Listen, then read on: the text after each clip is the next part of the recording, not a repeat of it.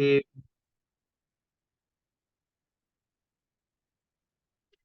Voy a compartir pantalla. Entonces, como señalaba, nosotros tenemos acá una construcción de hegemonías de poder, ¿sí? Que tienen fundamentalmente que ver con una fusión entre una justificación de tipo colonial, que sigue hasta nuestros días, con una lógica evolucionista, que también, lamentablemente, no es del pasado, sino que hoy en día está sumamente vigente, como digo, con los movimientos y con la alzada de todos los procesos neonazis y de ultraderechas que podemos observar en toda Europa y en parte también de Latinoamérica. Los fenómenos como Bolsonaro, que tienen discursos altamente racializados, ¿no? Y otros grupos que vamos a ver surgiendo, ¿no? Explicando que, por ejemplo, en el fondo, en Ecuador lo podemos ver con los argumentos de que los pobres son pobres porque son flojos. Y si hablamos de que si son flojos, los pobres, significa que tienen una condición, ¿no? Sine qua non, ¿no? Dentro de su estructura, que podríamos decir, de sus hábitos, de su genética, de su biología, ¿no? ¿Sí? Entonces acá tenemos, por ejemplo, a nuestro amigo, el ideólogo, ¿no? Que obviamente después da paso a procesos de ideología mucho más fascista y mucho más neonazi en Europa, que es Herbert Spencer, y que, bueno, él está eh, señalando su concepto de evolución, y su concepto de evolución señala que es basado en una analogía entre lo biológico y lo social, es decir, que las conductas sociales darían un síntoma, mostrarían las conductas sociales, por ejemplo, en este caso lo que hablamos de que si los flojos, los pobres son flojos, qué sé yo, sería un síntoma de la condición racial o biológica de estas personas, ¿no? Entonces, admite que la evolución es inevitable, ¿no? Y en un conjunto de sociedades. Spencer, por ejemplo, para que vean un poco los alcances que puede tener esto, dice que las mujeres, decía en 1850, que las mujeres claramente eran inferiores de acuerdo a su estructura corporal y a la cual hubo un británico que es Eliot que refutaba, ¿no? Utilizando la teoría de la diversificación. Pero siempre Spencer argumentaba, inclusive midiendo el peso y el tamaño de los cerebros de hombres y mujeres, porque el peso cerebral de las mujeres era inferior al peso cerebral de los hombres. Por ende, Spencer señalaba que las mujeres tenían menos contenido de materia gris. Por ende, el peso científicamente objetivo del cerebro femenino era inferior porque las mujeres eran inferiores intelectualmente. Lo que es, obviamente, una falacia utilizando el método científico positivista, porque compara un peso numérico valórico con las capacidades, ¿no? de la hembra de la especie. Eso es una falacia porque no tiene una comparación. No es símil el peso, por ejemplo, cerebral, con las capacidades intelectuales. ¿Vale?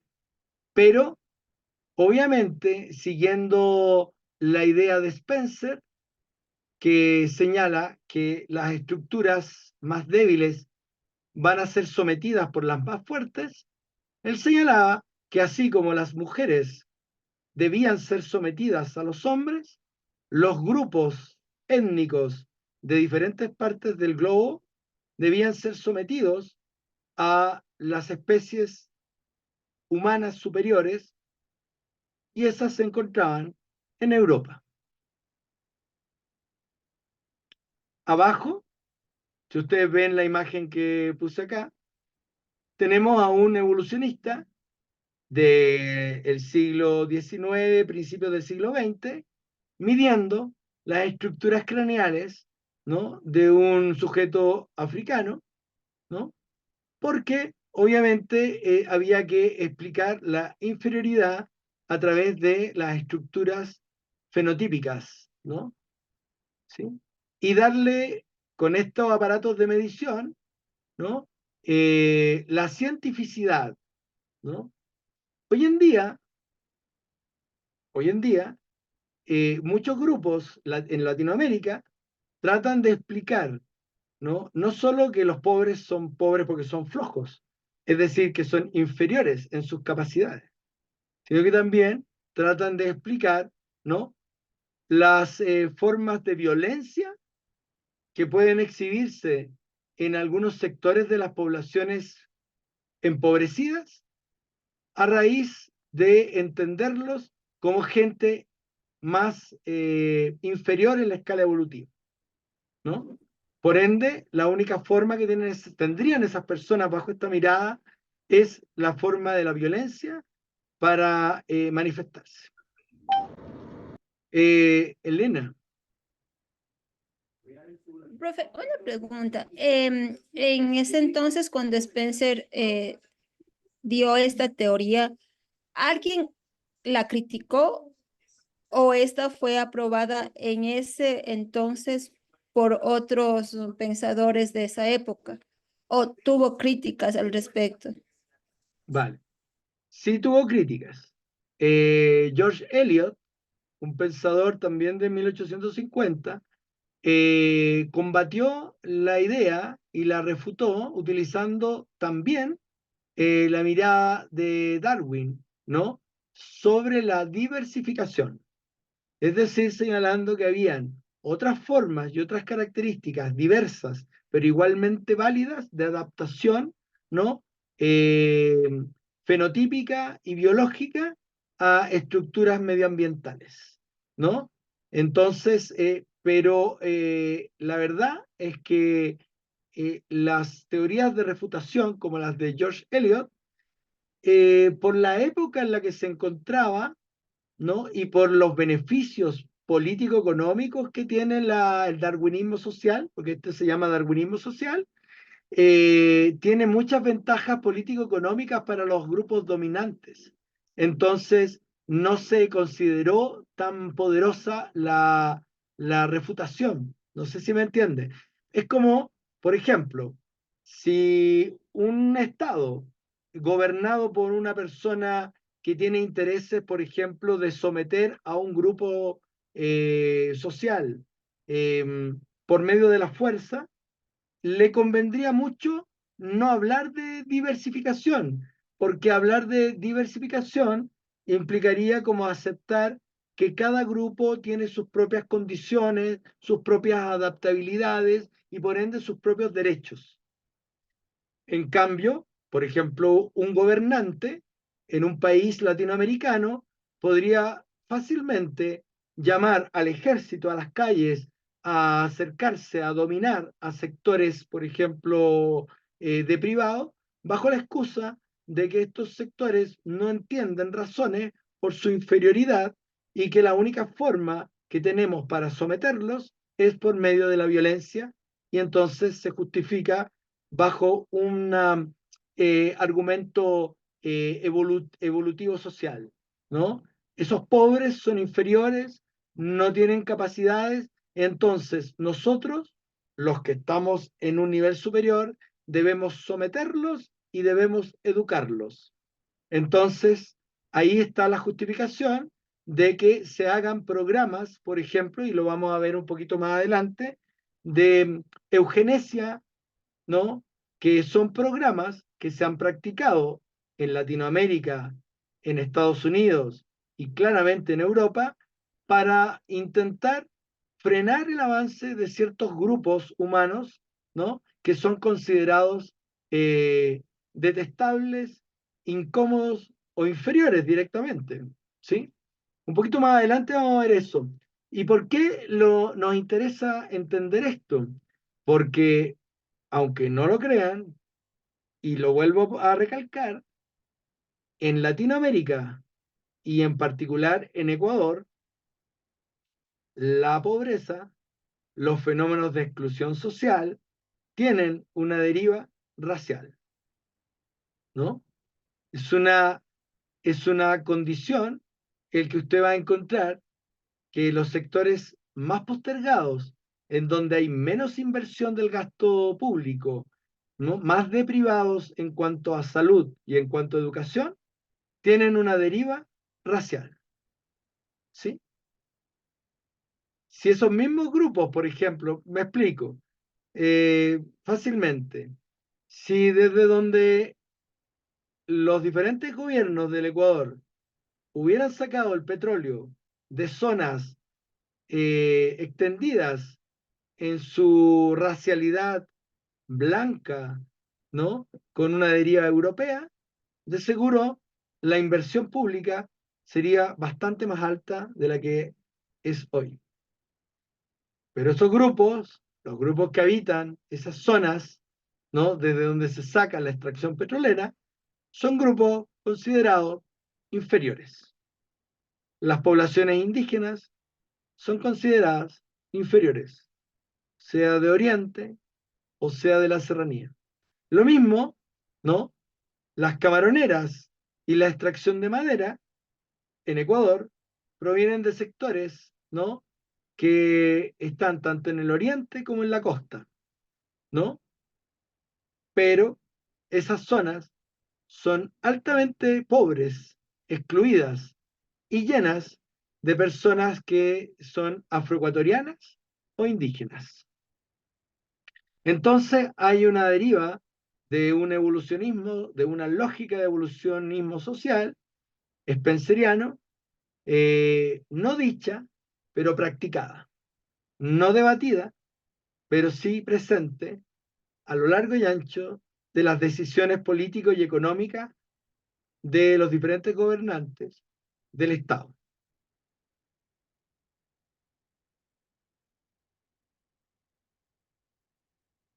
Bien, otro de los pensadores evolucionistas, ¿no? Que es Henry Morgan, que su pensamiento no tiene, no pretende, por lo menos en un principio, aparentemente, tener una deriva de racialidad como la de Herbert Spencer, ¿no? Y distingue fundamentalmente tres estadios evolutivos.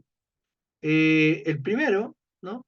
Que sería que la humanidad estaba en un estado de salvajismo. Y dentro del salvajismo tenemos tres niveles. La humanidad habría comenzado a organizarse dentro de este primer estadio. El salvajismo implica el salvajismo inferior, que está relacionado con la recolección, el salvajismo intermedio, con la pesca y la capacidad de lenguaje, y el salvajismo alto, que estaría relacionado con la invención de herramientas y armas como el arco y la flecha, seguido por el estadio segundo, que sería la barbarie, ¿no?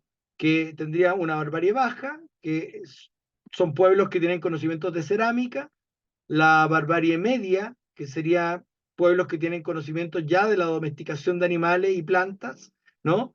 Y ahí lo encontramos como en el sistema de riego latinoamericano precolombino, y la barbarie de tipo alta, que está relacionado con la tenencia de armas metálicas, ¿no? Y manufacturas.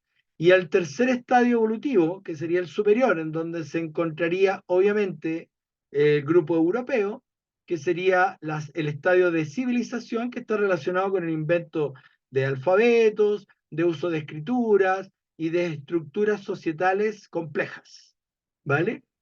Este evolucionismo tiene un problema que descontextualiza los hechos geográficos y las variables culturales y la historia interna de los grupos. ¿Qué significa eso? Significa que hay grupos humanos que no necesitaron, por ejemplo, de algunos procesos como tipos de organización compleja como las que se organizó en Europa por su medio ambiente y por sus variables geográfico-culturales que no les hacían necesitar de una complejidad en la supervivencia. Eh, Grupos que tenían exceso de comida, exceso de naturaleza, ¿no? Y no tenían otros grupos belicosos cercas, no tenían necesidad de estructurar gran sofisticación de protecciones, de armas, ¿no? O de herramientas, por ejemplo, ¿no? Entonces hay grupos que no necesitaron llegar a tales extremos. Y sin embargo, desde este punto de vista que está eurocentrado, porque Morgan, si bien es estadounidense, pertenece al grupo anglosajón, ellos podrían ver inferiores a grupos, ¿no? Que no tenían cierto tipo de atributos simplemente porque no tomaban en cuenta las variables geográficas naturales que podrían hacer que ciertos grupos no necesitaran de armas o de organizaciones sociales mucho más complejas o de defensas. ¿Vale? Ok. Todo esto que hemos visto ya, ¿no? Que es una introducción, es un entendimiento para llegar a procesos de los orígenes de la violencia racista y la persecución y la muerte, ¿no? Porque estos son los antecedentes que nosotros tenemos previos a entender las lógicas que están escondidas detrás de procesos de violencia que vivimos en la actualidad. ¿Vale? Bien. Entonces, como antecedente de ideologías racistas que están actualmente, ¿no? Tenemos a Gobineau, que es un ideólogo, ¿no? De tipo racista, que se encuentra fundamentalmente en sus ensayos y sus textos, ¿no? En Francia, y que señala la supremacía fundamental de la raza blanca, que es superior a las demás y que es superior a cualquier mezcla de razas, ¿no? Entendiendo, en ese entonces, estamos hablando de 1853, 1855, estamos hablando de las bases de la generación de lo que conocemos como este etnocentrismo europeo. ¿Sí? Eh, Luego tenemos fundamentalmente que este señor, ¿no? Es Gobineau, ¿sí? Es un racista que se ancla en una línea que se llama el racismo de tipo científico, que trata de encontrar bases biológicas, ¿no? En en la superioridad del grupo blanco sobre cualquier otra especie humana, eh, y señalando que la mezcla de grupos étnicos genera una degeneración en la especie humana. ¿Sí? Dentro de eso tenemos al que ya conocimos, que es Herbert Spencer, que se enmarca en lo que se conoce como darwinismo de tipo social, el darwinismo social, ¿no? Que a diferencia de Gobineau, que busca solamente gobernar las bases biológicas, en este caso Spencer busca los principios biológicos, pero también sociales del racismo y de la superioridad, ¿sí? Luego tenemos los principios de racismo de tipo eugenésico, ¿sí? Que, por ejemplo, Grant señala y defiende la preservación de la raza nórdica y advierte contra las mezclas raciales, ¿no? Y también tenemos eugenésicas de Davenport, que genera en 1911 toda una idea de la eugenesia estadounidense. Él fue un estadounidense que defendió la selección de la mejor raza, ¿no? En Estados Unidos. Y que gracias a este señor, Davenport, se generó métodos de eugenesia aplicados en la población estadounidense, ¿no? O sea, por ley, ¿no?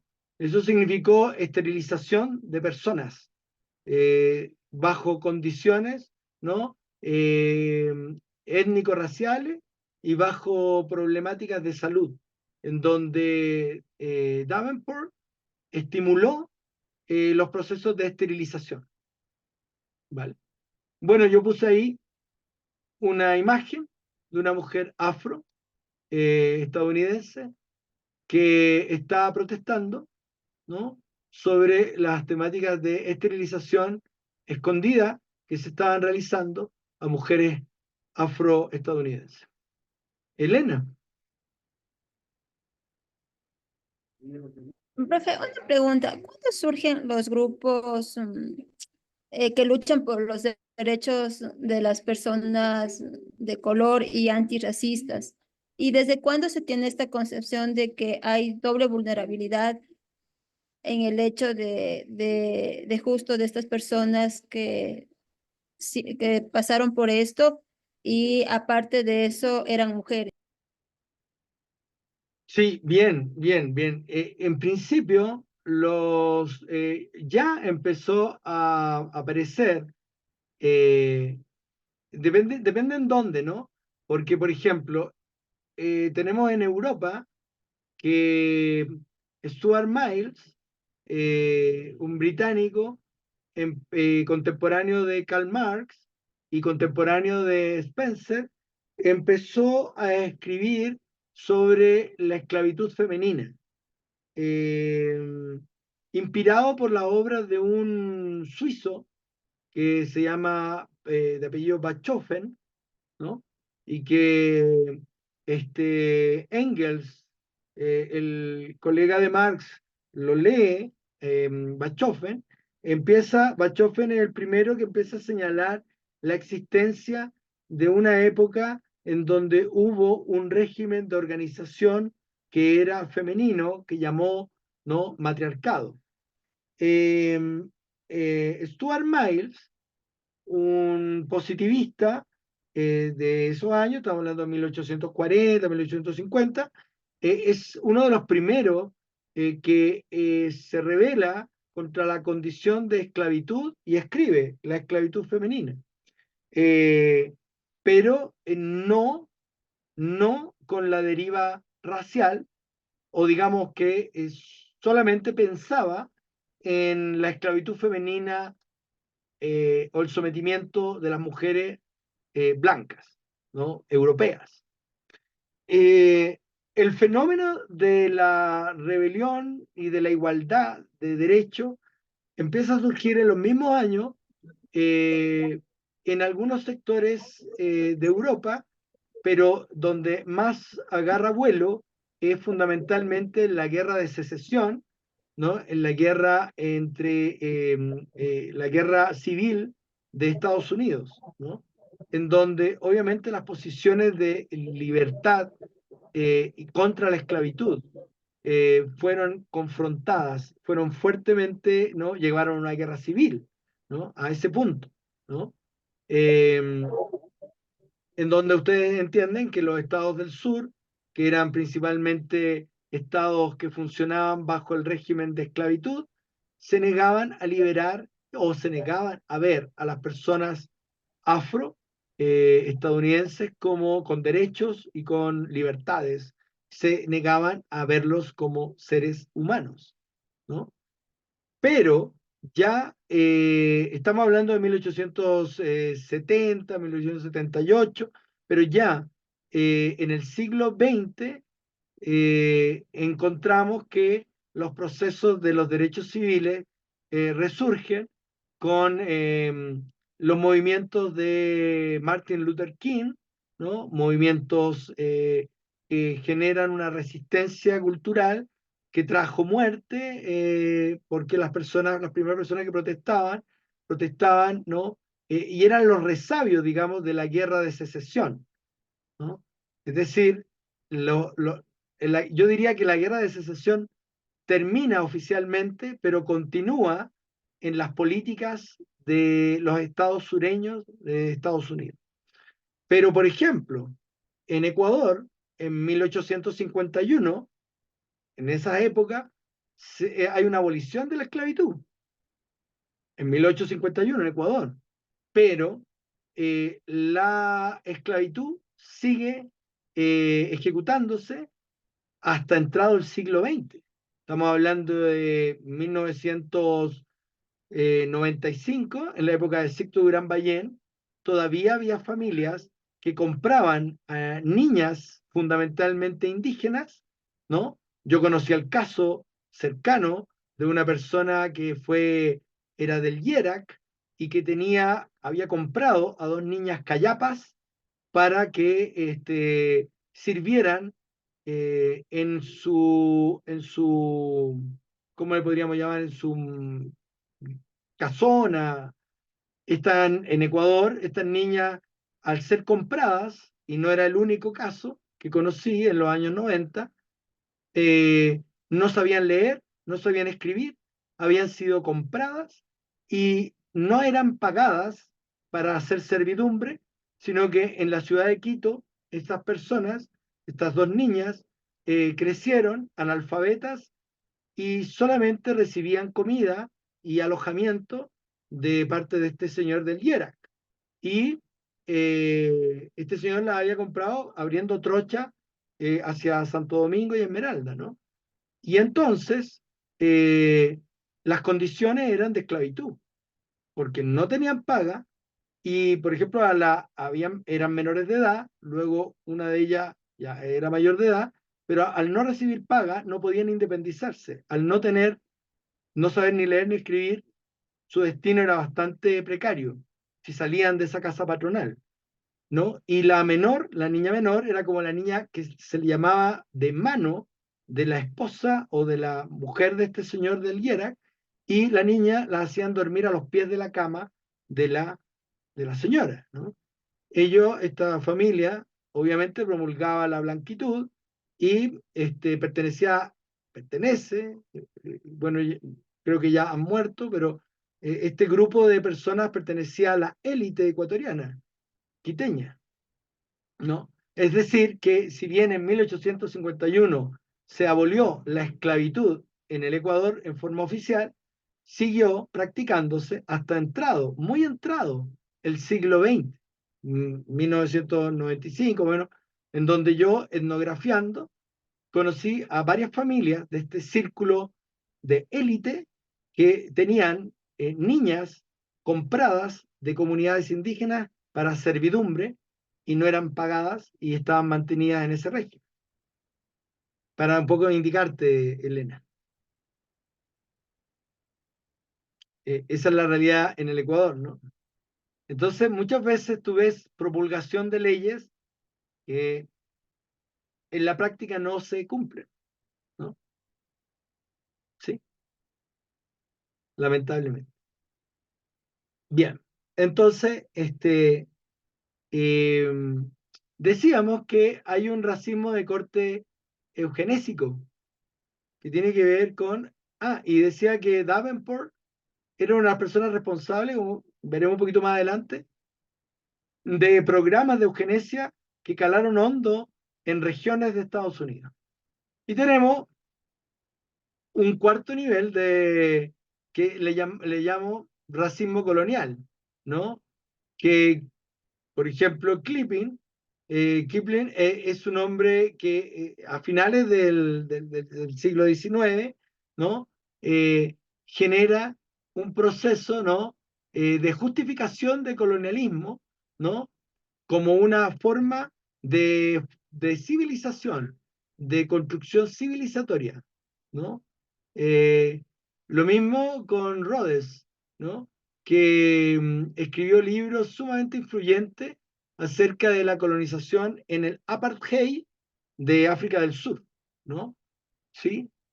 Y no tenía pudor en decir, como pongo ahí abajo, como cité, que la raza anglosajona es la mejor, ¿no? Y obviamente influyó para todo el movimiento político, ¿no? del cual fue víctima toda la población surafricana, incluyendo Nelson Mandela, ¿no? Que pasó 30 años preso solamente por el delito de rebelarse, ¿no? A la segregación de afro, ¿no? En Sudáfrica. Entonces, estas ideas que están presentes en nuestro país acá, eh, la tenemos graficada, la expresión más popular, más difundida, la encontramos con el racismo, obviamente, nacionalsocialista de Adolf Hitler, ¿no? En Mein Kampf es una de las obras, una de las pocas obras, ¿no? Que se conservan, donde obviamente se argumenta sobre la superioridad de una supuesta raza de tipo ario, ¿no? Con la necesidad de eliminar a todo vestigio, ¿no? No solo judíos, sino que de otros grupos raciales inferiores, como gitanos, como obviamente africanos, ¿no? ¿No? Etcétera, ¿no? Latinoamericanos, ¿no? Etcétera. Eh, Hay una cosa curiosa con esta argumentación, porque la raza aria proviene esta idea de un antiguo mito de que los arios serían superiores, pero la especie aria proviene del sector de Irán e Irak. Es decir, no son lo que ustedes quizá, no lo sé, podrían pensar de que los arios son rubios, altos y teutones, ¿no? Sino que la cronología, la genealogía aria proviene de Irán e Irak, ¿no? De hecho, esa es la estructura fundamental, ¿no? Eh, y bueno, Rosenberg, ¿no? Que es un ideólogo del Partido Nacional Socialista que argumenta sobre la supremacía racial aria. Hoy en día, en Europa, aunque no lo crean, no sé si se han informado un poco de lo que está pasando en Europa, los partidos neonazis están aumentando su influencia eh, y están ganando escaños en los parlamentos de Alemania, de Francia, de Italia y, y en estos momentos tienen un peso político real, efectivo, sumamente amplio, aunque no lo crean. Porque uno podría decir, esto es fruto del pasado, ¿no? Eso es algo que ocurrió en una época de locura, ¿no? De la especie humana en los años 40 del siglo pasado. Pues no, sepan que no es así, ¿vale? Y aparte de Rosenberg, la supremacía blanca en Duke, en Estados Unidos, ¿no? David Duke es un ideólogo cercano a Donald Trump y cercano al movimiento, ¿no? De defensa del patrimonio estadounidense de 1998, ¿no? Y que es ex líder del Ku Klux Klan, ¿no? Y que defiende la supremacía blanca y la segregación racial. Y yo les aseguro que en poco tiempo más, en unos 4 meses, 5 meses aproximadamente, que vienen las elecciones en Estados Unidos, que quizás esté compitiendo con Kamala Harris, eh, Donald Trump asuma de nuevo el liderazgo de Estados Unidos. Eso implica que las políticas, ¿no? Hacia todo lo que sea continente latinoamericano, africano, etcétera, van a tener, aunque no lo crean, una deriva racial. ¿Sí? Eh, bueno, George Lincoln también es un racista intelectual. Estamos hablando de todo gente intelectual, no gente que escribe, gente que argumenta, gente que tiene podium, ¿no? No son gente que está encerrada en algún tipo de sótano, ¿no? Estamos hablando de gente influyente en la vida política, ¿no? Eh, pues bien, Él, Lincoln, es fundador del partido nazi americano, ¿no? ¿Sí? Y Raspel, ¿no? Escribe, ¿no? Una posición en donde los migrantes, ¿no? Raspel escribe que los migrantes son uno de los peligros más grandes para la supremacía, ¿no? Blanca en Europa y en Estados Unidos. Y el rechazo que hay hoy en día por la migración es instigada por seguidores de Raspel hoy en día, en la actualidad. Y da motivo y origen a que las condiciones en cualquier momento se vuelvan tan sensibles que tengamos reacciones no solo verbales, sino que de acciones de grupos de supremacía en Europa y en Estados Unidos, ¿no? Sobre todo cuando tengan la carta blanca, ¿no? Sobre todo de Donald Trump. Me gustaría hablarle un poco sobre las temáticas de eugenesia. ¿Qué es la eugenesia? Bueno, yo escribí un poquito ahí, ¿no? Es una ideología y una práctica que fundamentalmente busca mejorar la calidad genética de la población humana mediante la promoción de reproducción de cierto tipo de individuos considerados fundamentalmente superiores, genéticamente superiores, ¿no?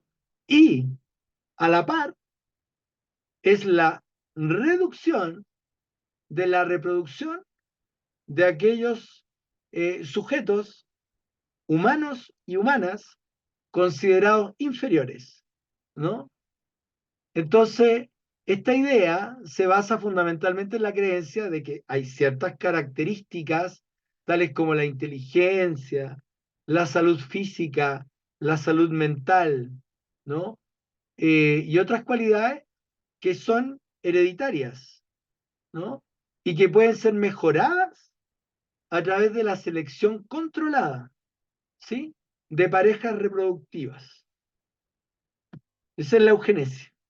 Promoción de los mejores elementos genéticos, ¿no? Y reducción de sujetos humanos considerados como inferiores.